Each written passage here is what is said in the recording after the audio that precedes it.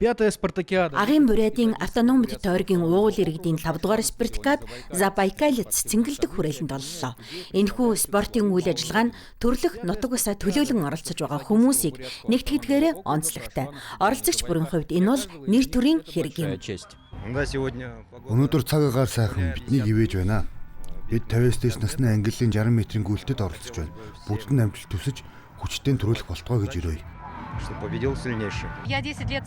Би өөрөө 10 жилийн турш нутаг усныхаа зөвлөлийн дараагаар ажилласан. Манай спартакиад жил ирэх тусам улам сайжирч байгаад үнэхээр баяртай байдаг. Тамирчдын тооч улам нэмэгдэж байна. Спартакиатын хамгийн гол зорилго бол эв нэгдэл. Хүмүүсээ бие биенээ таньж мэддэг, нөхөрлөдөг болоход оршиж байгаа юм.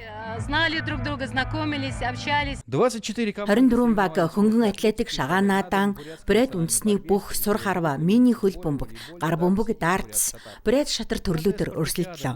Нээлтийн үеэр хотын зөвлөлийн төлөөлөгчид оролцогчдод хандан үг хэлжээ. Багууд нь өөрсдийн нутаг ус тусгын суурингараа нэгдсэн байгаа. Нийт 24 баг оролцож байна. Өнгөрсөн жилийн аварга Харашибир баг хамгийн түрүүн чагсаалыг эхлүүлнэ. Ийм арга хэмжээнд бүх нутгийн иргэдийг, нутаг нэгтнүүдийг нэгтгэдэг гэж бодож байна. Энэ бол маш хэрэгтэй арга хэмжээ. Манай хотод ийм төвчний тэмцээн зохион байгуулагдаж байгаад үнэхээр баяртай байна. Маш олон хүүхэд ахмад үеийнхэн иржээ. Тамирчдын тооч их байна. Маш өнгөлөг, сүрлэг, өргөн цар хүрээтэй болж байна. Багийн нийлбэр дүнгээр Чиндалайн тамирчид тэргүүн барь эзэлж, Зуткулайн баг 2 дугаар байрт орлоо. Харин өнгөрсөн жилийн аварга Харашибир баг энэ удаа 3 дугаар байрны эзэн болов.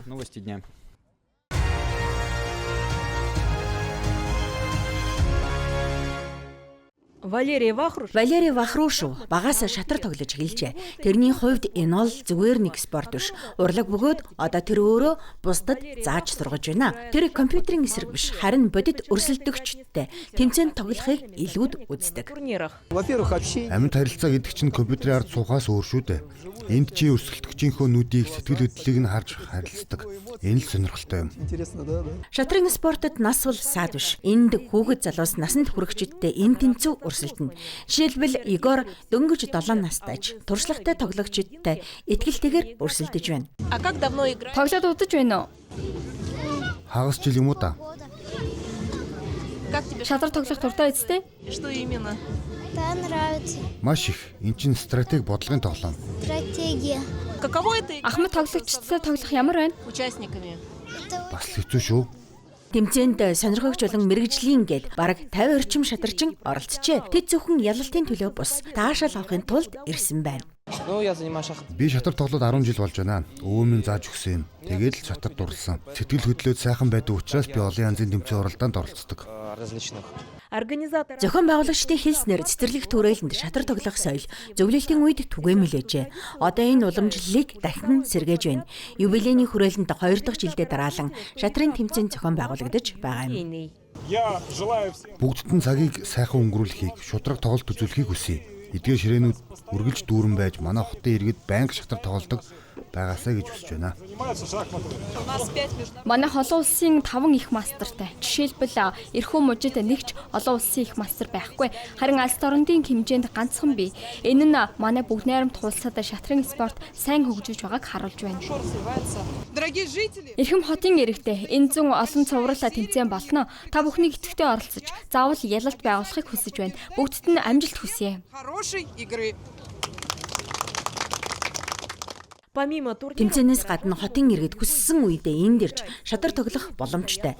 Ширээ саналууд бэлэн байгаа бөгөөд шатрын хөлгийг юбилейний хүрээлэнгийн захиргааны байрнаас үн төлбөргүй авч олно.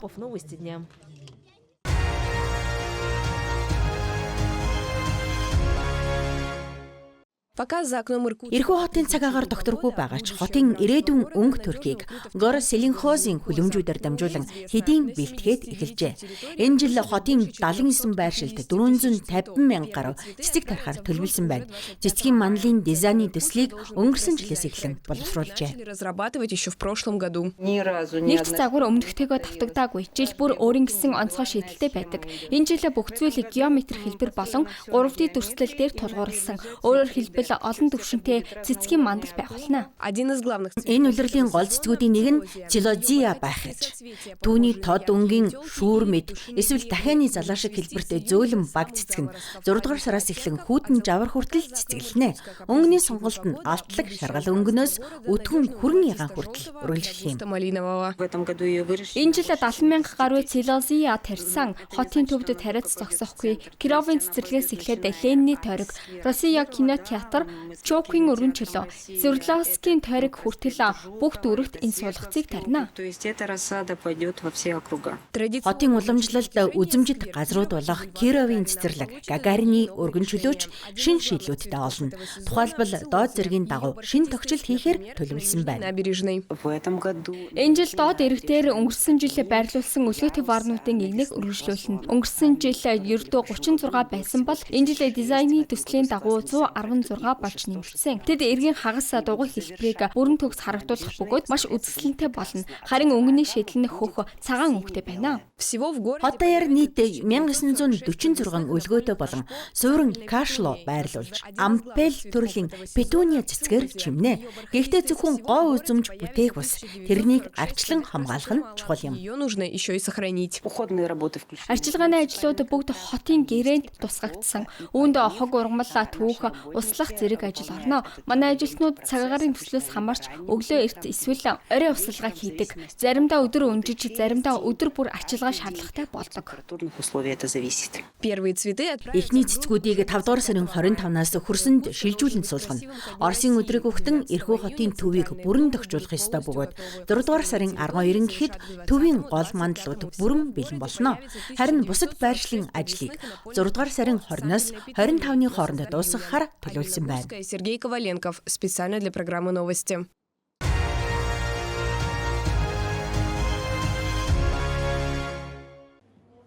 Память сильнее времени. Дурсамж цаг хугацаанаас ч үнэтэй. Цагийн капсул аянд Читагийн тойргийн иргэд идэвхтэй оролцож, зохион байгуулагчид бараг 500 орчим материал цуглуулжээ. Өр хүүхэд хойч үедээ зориулсан загтал, ёроол хүсэл, хүүхдийн зургууд, богинохон мэдчилгээгээд үнцэнтэй нандин бүхнийг капсулд болгоомжлон хадгалжээ. Мөн сонины хаажлбар, дурсгалын гэрэл зургуудыг ч багтаасан байна. Хамгийн онцлог материалуудын нэг нь Оросын холбооны улсын баатар Илья Сизовын илгээсэн загтал байсан юм. Сизова, который находится в зоне спецоперации. Манай тосгон суурингийн иргэдээс маш олон хүсэлт загтал ирсэн. Ялангуяа ахмад наснууд ирээдүйн үр хүүхдүүдтэй зориулж захиж үлдээсэн үгс маш олон байна. Послание в будущее. Ирээдүйд зориулсан энэхүү цахиасыг Маккеева тосгонд хадгална. Үүнд онцгой утга бүхий газрыг сонгожээ. Агуу их орны дайны жилүүдэд энд нүүлгэн шилжүүлэлтийн эмнэлэг байрлаж байсан бөгөөд өнөөдөрч баатруудын турсгалд зориулсан ёслолын цуглаан жил бүр болж байна. Шинэ үеийнхэн өвөг дээдсийнхэн мөрөөдөл захиасыг 19 жилийн дараа буюу 2045 онд ялалтын 100 жилийн ойгоор нээж үзэх юм. Году столетие победы. Бид өнөөдөр юу хийж байгаагаа мөн ирээдүйд тэд үүнийг хэрхэн үргэлжлүүлж болохыг харуулахыг хүссэн юм. Магадгүй бидний өнөөдрийн санаачлагуудыг тэд өөрсдийн цаг үед ашиглах байх. Миний бодлоор тэдэнд маш сонирхолтой санагдах болов. 2026 онд юу хийж байсан, 2045 онд юу хийхийг харьцуулах ийм мэдээллийн солилцоо үнэхээр үнцэнтэй юм аа. Завершили встречу. Арга хэмжээний төгсгөлд Баатарт зориулсан лиш цэцэг сайн үлсийн аяныг зохион байгууллаа. Оролцогчид цаасаар өөрсдийн гараар лиш цэцэг уралсан бөгөөд энэ нь төсвөр хатуужил эр зориг хүндэтгэлийн бэлэгдэл юм. Зохион байгуулагчид эдгээр цэцгийг талархлын илэрхийлэл болгон Читагийн тойргийн ахмад дайчид болон баатруудад гардуулахаар төлөвлөжээ. Сергей Миртов, середина земли, Забайкальский край.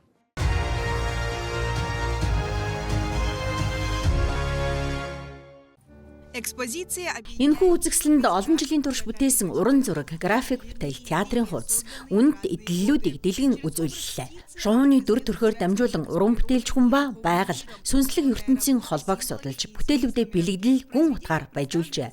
Үзэсгэлэнд үлгэрийн галт шуунаас эхлээд хурд хүчийг илтгэсэн харцах хүртэл олон төрлийн дүрслэл багтсан байна. Люди, которые любят... Мэргэжилтэд хайртай хүмүүс сайн сайхан үр дүнгийн эрэлт гарахдаа үнэхээр их урам зориг авдаг. Тэр үед тэдэнд хаа нэгтээс онгод ирдэг юм шиг санагддаг. Яг л нисэж байгаа мэт мэдрэмж төрдөг. Энэ үзэсгэлэнгээр би бүтээлч нислэгийн гитэр гайхамшигтай мэдрэмжийг харуулахыг хүссэн. Хүний дотор хаанаас нь мэдэгдэхгүй сүнслэг эрч хүч төрдөг тухай өгүүлхийг зорьсон.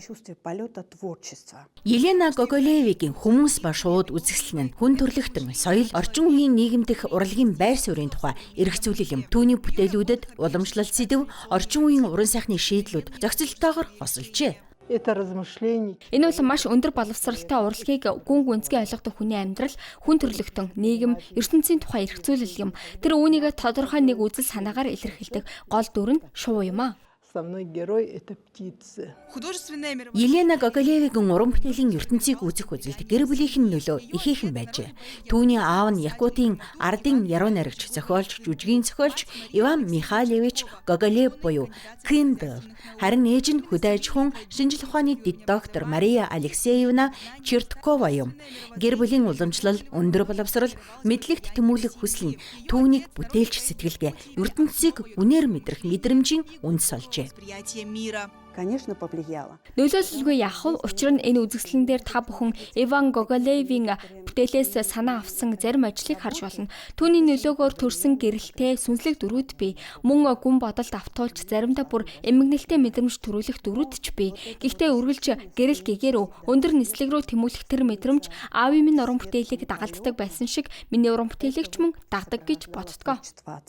Я думаю, что и сопровождает мое творчество также. Үзэсгэлэн 5 дугаар сарын 2-оос 6 дугаар сарын 7-ны хүртэл Якутскийн үндэсний дүрслэг урлагийн музейд үргэлжилнэ. Энэхүү төсөл нь орчин үеийн урлаг болон үндэсний соёлыг сонирхдог хүмүүсийн анхаарлыг татсан соёлын онцлог үйл явдал болно гэж үзэж байна.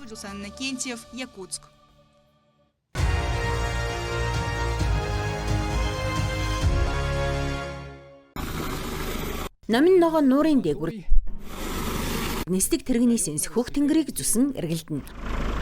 Хоосон орон зайр үсрэх мөч. Чөлөө туналт гайхамшигтай үзэмж. Энэ бол шинэ Сайрам. Бид энд анхудаа ирж байна. Зүгээр л үзэсгэлэнт газар гэж бодсон. Гэтэл энд хийх зүйл маш их байна. Жишээлбэл энэ хурдны зав. Өнөөдөр шүхрээр үсэрч үзнэ. Бас хэд хоног үлдэхээр төлөвлөж байна. Тунгалаг синхростой намуухан нуур мөн дахин давтагдашгүй олон зураг авах боломж. Эргээр нь жуулчид мориунан алгуурхан аялна. Машин тэрэг хотын хөлөдлгөн огт үгүй. Зөвхөн салхины чимээ хязгааргүй уудам тал цангинсан намгүм оршин. Олон жуулч нь нисдэг тэргээр аялах шүхрээр үсрэх гэж ирдэг.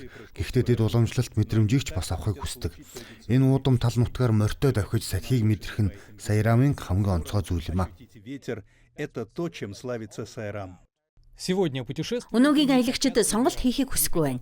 Тэд экстрим мэдрэмж, үзэсгэлэнт байгаль, соёлын орчинд уусах туршлагыг нэг өдөрт бүгдийг авахыг хүсдэг болжээ.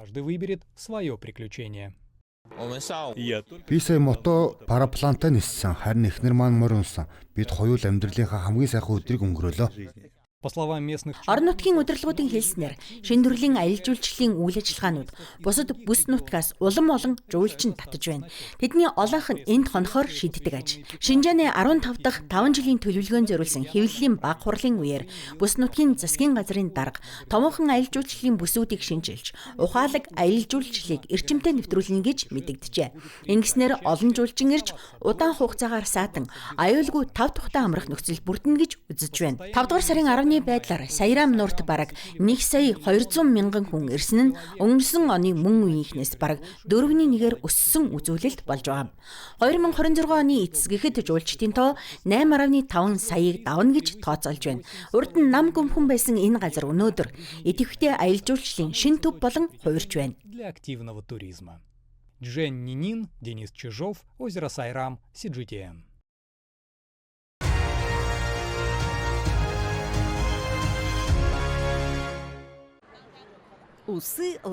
Сахал, савар, сүүл бол тэдний хамгийн чухал бичиг баримт. Хотын олон оршин суугч, ялангуяа залуусын хувьд гэрийн тэжээвэр амьтад аль хэдийн зүгээр нэг амьтан биш болжээ. Тэд бол гэр бүлийн гишүүн, дотны хамтрагч, сэтгэлийн дулаан, тайвширлын их үүсвэр юм. Учир нь тэд эзнээ үргэлж гэрт нь хүлээж суудаг. Ийм харилцаа нь сэтгэл хөдлөлт суурилсан хэрэглээтэй холбоотой эдийн засгийн бүхэл бүтэн салбарыг бий болгож байна. Би шээлтийн үйлдвэрийн нохоогүйгээр хаашаа ч явмааргүй байдаг. Энэ нохоо миний хувьд яг л гэр бүлийн гишүүнтэй адил. Тиймээс би түүнд хамгийн сайн бүхнийг өгөхийг хүсдэг юм. Хүмүүсийн үйлдвэрийн нохоог тайвшруулдаг учраас авдаг. Үнэндээ энэ үйлдвэрийг стресс, түгшүүр, сэтгэл гутралыг даван туулахад туслах эмчилгээнд ч ашигладаг. Дээд зэрэглэлийн тэжээл ухаалаг төхөөрөмжөөс эхлээд гоо сайхан эрүүл мэндийн бүтээгдэхүүн хүртэл тэжээвэр амьтан зориулсан зардал аль хэдийн зөвхөн зайлшгүй хэрэгцээгээр хязгаарлагдах болжээ. 2026 оны Хятадын гэрийн тэжээвэр амьтдын салбарын цагаан номд дурдсанаар нохой тэжээгчид жилд дунджаар 3600 юан, муур тэжээгчид 2085 юан зарцуулдаг байна. Хоёр үзүүлэлт хоёулаа өнгөрсөн жилдээ харьцуулахад өсжээ. Иймээс тэжээвэр амьтад жижигхэн байж болох ч бизнесийн хүчтэй хөдөлгөгч хүч болж байна. Гэрийн тэжээвэр амьтдын ихэнх эзэд одоо ч залуу хүмүүс байдаг бөгөөд олонхийнх нь хувьд энэ нь анхны туршлага юм. Тэд амьтантай харилцах сэтгэл зүйн үнц нь маш чухал гэдгийг ойлгодог. Таны хэлсэнчлэн тэжээвэр амьтнаас илүү үнэнч зүйл гэж үгүй. Тиймээс хүмүүс энэ холбоогоо хадгалахыг хичээж хайртай амьтныхаа насыг уртсах хоол тэжээлийн шийдлийг эрэлхийлдэг. Гэрийн тэжээвэр амьтдын тоо, эзэдийн тоо өссөөр байгаа бөгөөд үйлдвэрийн аргаар тэд үйлдвэрлэсэн тэжээлээр хооллдог амьтдын тоо ч мөн нэмэгдэж байна. Хятадд тэжээвэр амьтан зориулсан зардлын хамгийн том хэсэг нь одоо ч хоол тэжээлд ноогдож байгаа юм. 2025 онд амьтан зориулсан бүтээгдэхүүний зах зээлийн 53.7%-ийг тэжээл эзэлж байсан бол энэ нь хамгийн том ангилал хэвээр үлджээ. Үндсэн тэжээл, амттан, нэмэлт тэжээлийн хэрэглээ тогтвортой өссөн байна. Харин эрүүл мэндийн үйлчилгээ 27.6%-аар 2 дугаарт бичигджээ. Энэ зөвхөн эмийн тухай асуудал биш. Арчилгааг илүү тав тухтай болгох тухай юм. Эм уулгахад хэцүү мууранд зориулж сироп хэлбэрийн бүтээгдэхүүн хэрэглэдэг. Харин нохойн эмийг махан амттай хамттан шиг болгож болно. Сүүлийн жилүүдэд шимэгч хорхойн эсрэг урьдчилан сэргийлэлт болон өндөр настай амьтдын арчилгаа онцгой чухал болсон. Энэ бүх арчилгааны цаана илүү өргөн хэрэглээний чиг хандлага бий. Брэндүүд ч үүнд хурдан хариу үзүүлж, бүтээгдэхүүнүүд улам бүр хувь хүнд тохирсон, амьтдын эрүүл мэндэд чиглэсэн болж байна. Хэдийгээр эдгээр бүх бүтээгдэхүүн муур нохойд зориулагдсан ч үнэндээ энэ бол хүмүүсийн төлөөх халамжийн тухай түүх юм а.